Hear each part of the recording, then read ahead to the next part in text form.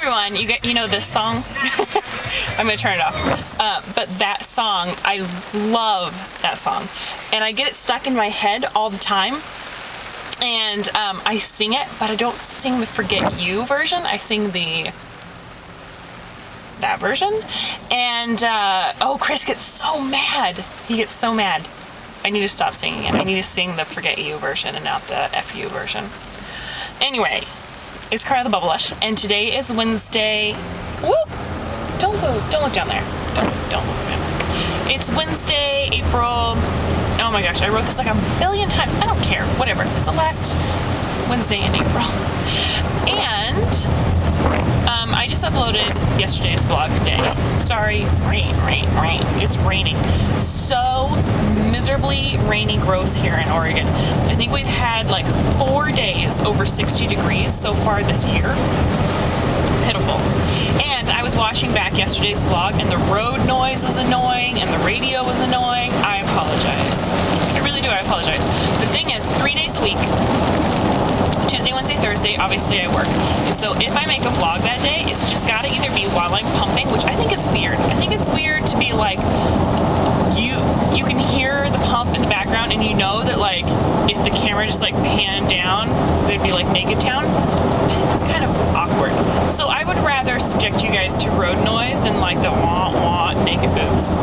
That's just kind of where my comfort zone is. So I apologize if it's extremely annoying to watch because of the road noise and the 5:30 makeup situation, because this is like 12 hours old. It's not pretty. So I apologize. And also the went over the windshield wipers, that's got to be irritating. Let's talk about something fun. Okay, so I posted yesterday, just as I was leaving work, like, are you guys excited for One Tree Hill? Because I wanted to see what the follow-up was going to be.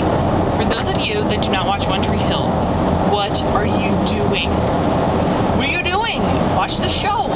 It's like angsty teen drama, but they like totally skipped the college years, so there wasn't as much promiscuous sex because there was plenty of that in high school, and now they're like all adults. Why do you guys in every vlog I say one word strangely? Like yesterday it was ounce, but I don't remember how I said it. It was ounce. I don't know, it was weird. Anyways, I just said another word strangely.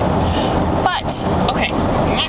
So all of us are kind of the same-ish age. I mean, if we're trying to conceive and we're having our first babies and stuff, we're probably 20s, 30s. I don't know. So I'm hoping that you can kind of relate. Back when I was in high school, I think it was freshman year, Dawson's Creek came on, right? And I think they were sophomores, so they were a year older. But you know the way that like TV is kind of slow on the uptake? I eventually caught up with them, and we were like juniors together, and then we were seniors together, and we went to college together. So I grew up with Dawson and Pacey and Joey, and the last episode, I remember going to my husband's fraternity and watching it and just being like so emotional because I was gonna miss the characters. I love those guys. Like to this day, Joshua Jackson is now on Fringe, and Chris and I still refer to him as Pacey because he's Pacey. So, but One Tree Hill was there to like pick up the void that Dawson's Creek left in my heart and my TV viewing schedule. So I have been watching One Tree Hill from like the get-go. I loved it. You know what, the first thing I loved about it was that Lucas's mom was the chick from Cutting Edge. Do you guys remember that movie, Cutting Edge? Toe pick! Oh, I love that movie. Anyways, and it was one of the things that I loved about Chris because he likes that movie too. He thinks it's just like awesomely bad. And so we have that in common, and it was one of the first things that made my heart go pitter-pat. That and the fact that him and I watched The Rats of Nim? Secrets of Nim? You guys know that movie? The little animated thing? The animated one with the mice, but not Fievel. Not Somewhere Out There Beneath the Pale Blue Sky. The other one. Secrets of Nim. Rats of Nim. That movie. That was like our second date. I feel like you guys are really high and you need to come down. How's that? That was like our second date. Oh, so cute. Anyway. So, what was I saying? Toe pick. Anyways, I want to say her name is Moira Kelly. Is that right? But she played Lucas's mom, and I was like, this is fabulous.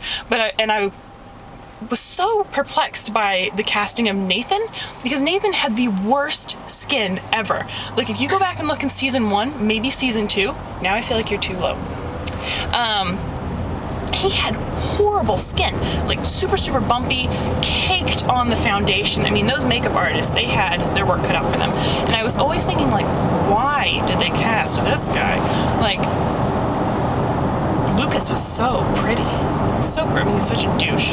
Because what he did in real life to Brooke. If you guys don't know, Lucas and Brooke got married in real life. And then Lucas was filming a movie with Paris Hilton, House of Wax, and they like had an affair. And so then for like seasons later, Brooke and Lucas were still like on again, off again, making out.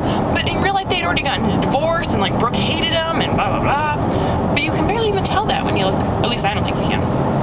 So anyways, when Lucas went with Peyton, it was like everyone that knew the backstory was kind of like, oh, finally, you can stop subjecting Brooke to that, because that's awful. Anyways, I feel like I'm missing a point back. Oh, but anyways, yeah, Luke was so pretty, and Nathan, who was supposed to be his half brother, was just like so cute, but like needed a little help in the skin clearing area. So I've been watching this show since the get-go. Fast forward till present day, maybe 2 weeks ago. So Brooke went to the doctor because she goes, I'm always regular. I have my periods every month and I'm late, so I'm gonna go see if I'm pregnant.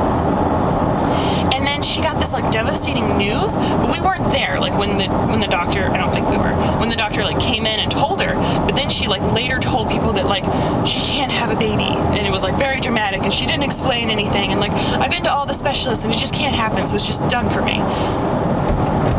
And I'm like, that's really weird. One, you guys help me, because I might just be totally being stupid, but like, what is a fertility diagnosis that you have regular periods, and you look as awesome as Brooke, and you can't get pregnant? I know that there was some issues with her faking a pregnancy. Was she really pregnant? Did she have an abortion? Could it be like an issue with her lining caused by a DNC? Like, could that be an option? Does she have like a crazy bicornate uterus, and so like that can't hold a pregnancy? Is this like something structural like that? I don't understand. They never explained it, and it really annoys me, because I feel like obviously infertility affects a lot of people, and there was there was an opportunity there to kind of like reach out, but instead they just kind of like brushed it over. And Brooke is like such a gung-ho character. She would have been the type that would like have gone through fertility treatments. No one wants to see that on TV because it's heartbreaking, but I mean, I'm just saying, I think that's kind of weird. Help me figure out, what does she have? What's the deal? So anyways, Brooke and Julian, who actually have dated years ago in real life, I don't know if they're on right now. Man, Brooke has dated every guy on that show in real life and on the show.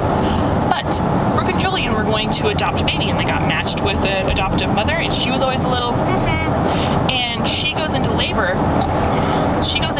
the same day as Hailey. And anyways, the adoptive mother decides to keep it because her boyfriend comes back. The whole thing was she didn't want to do it all by herself, and she thought that Brooke and Julian would make such great parents. And then I guess her boyfriend, like out of the blue, comes back into the picture, and so now they're going to do it together. So Brooke finds out that like it was a girl because they didn't know the gender, and you know they're not going to be able to adopt her. And then Nathan comes out and is like, Hailey had a girl, and so and then Brooke gets to hold the baby, and you see her crying, doing the whole thing that Brooke always does. She's kind of a good actress, in like a bad actress, good actress kind of way, if that makes any sense. Anyways, so I love One Tree Hill, and I was wanting to know if you guys had any input, anything to add about the Brooke infertility, adoption, botched adoption. Whoa, now you're like way up there. Sorry. Boop, boop, boop. Situation. So let's talk about that. And yeah, Dawson's Creek into One Tree Hill, into infertility and adoption. Is it gonna weave anything else into this story? I even got Rats of Secrets of Nim. What the hell is that movie called? What is that movie called? Secrets? Rats? I don't know. They both sound right and they both sound wrong at the same time. So I think that's today's vloggity vlog. And if you love One Tree Hill as much as I do, just know that I love you for loving One Tree Hill. It's such a good show. Such a good show. All right. Have a great day, guys, and I will talk to you tomorrow.